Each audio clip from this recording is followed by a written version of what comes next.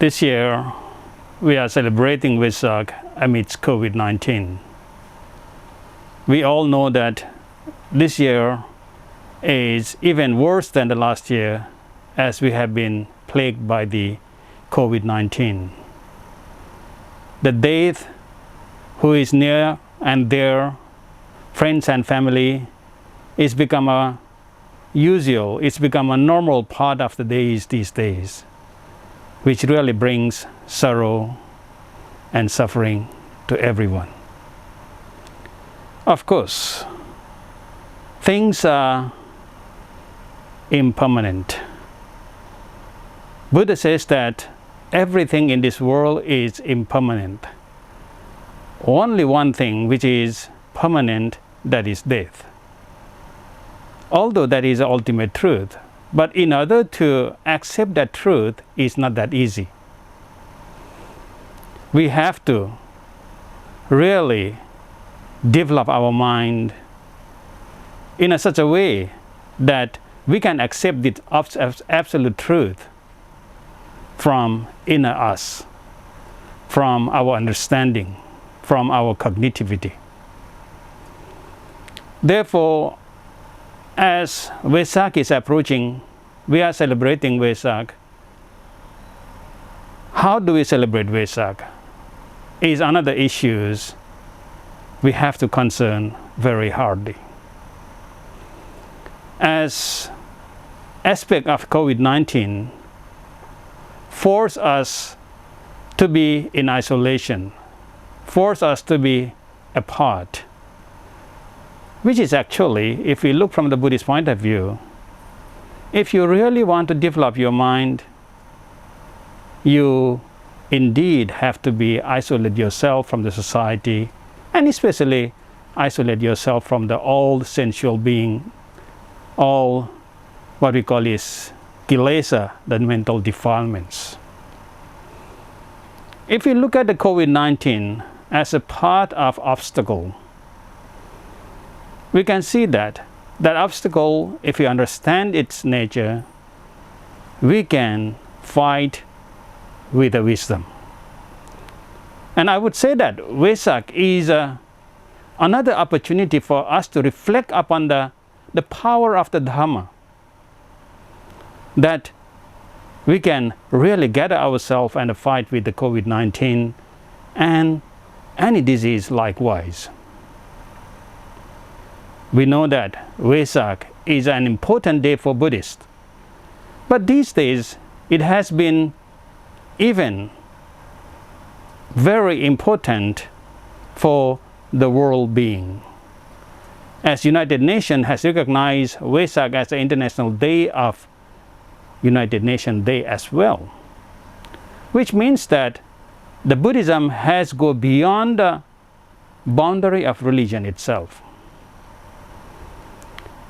I wouldn't see Buddhism as a religion these days. I see Buddhism as a science. I see Buddhism as a knowledge. I see Buddhism as a wisdom. And the whole concept of Visakha or Vesak or Vesak or even Buddha Purnima is basically, we are talking about three things here. Historically, we always think that the Vesak is the day when Buddha was born, is the day when Buddha was enlightened and the day the Buddha passed away from this earth. Of course, that is the historical consequences. But if you look at the essence of these three events, I would say that we can take Visakha or we can take Vesak as simply beginning of Buddhism. Or the Vesak is the beginning of Buddhahood itself. When we think of the word Buddha's birth, which means that the birth of Prince Siddhartha brings us to a power of human, which is go beyond the power of even the God. It was the first time that the Buddha proclaimed that humans are independent. Human hasn't have to be under the control of the God. Therefore, the independence of humanity was the essence of the birth of the Buddha.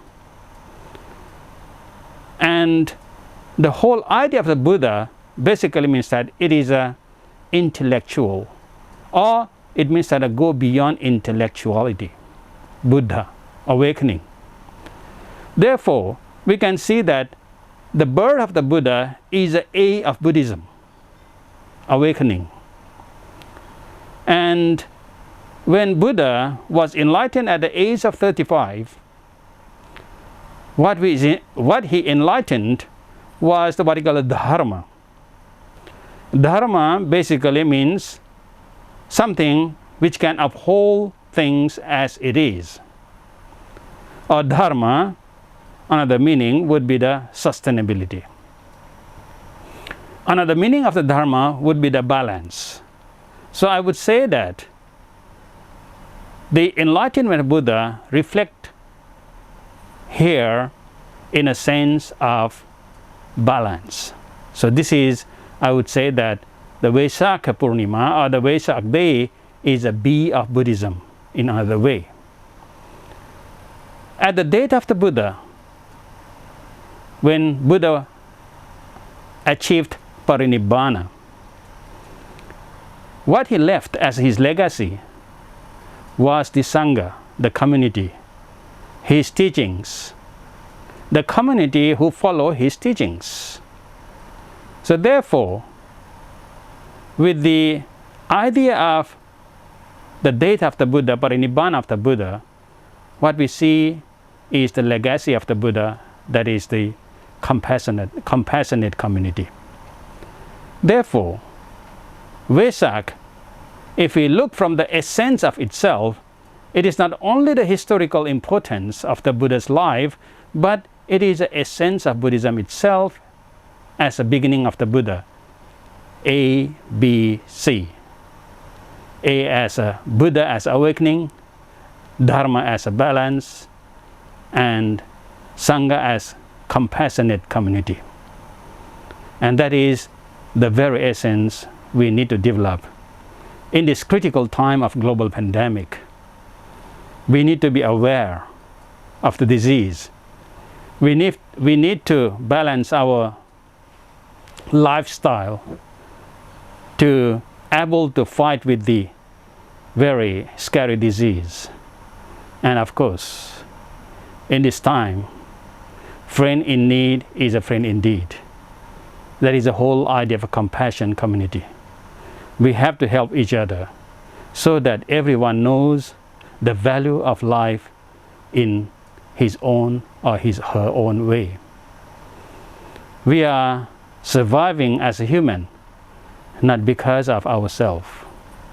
We become someone because there is someone else who referred to as somebody. So that is the essence of anatta.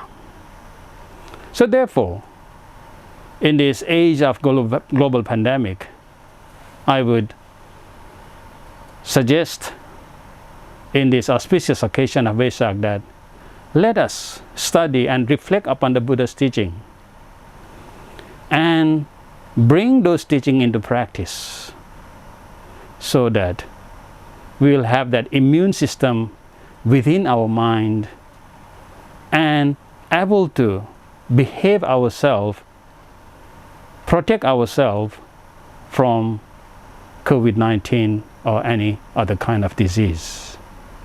So may this Vesak be an auspicious occasion for us to reflect upon his teaching so that we can fight with the problem, with the critical period of this pandemic, so that it is not only fighting with the pandemic ourselves to help each other, and then we have to go through with the loving kindness and for the happiness of all, which is Buddha says that Bahujana Hitaya, Bahujana Sukhaya, Lokanukampaya, for the happiness of many, for the benefit of many, and with the understanding of the dukkha out of compassion. So let us develop those teachings as a part of our puja to our beloved Buddha. Ratanataya nubhavena ratanataya tejasa dukkha roga bhaya vera soka satuccupattava aneka antarayapi vinasantu asesato jaya siddhi tanang labhang soti bhagayang sukhang balang siri ayu ja vanno ja bhokhang vuddhi ja yasava satavasa ja ayu ja jiva siddhi bhavantu te bhavatu sabbha mangkalang rakhantu sabbha devata sabbha buddha sabbha dhamma sabbha sangha tiratna sarananubhavena sada soti bhavantu te.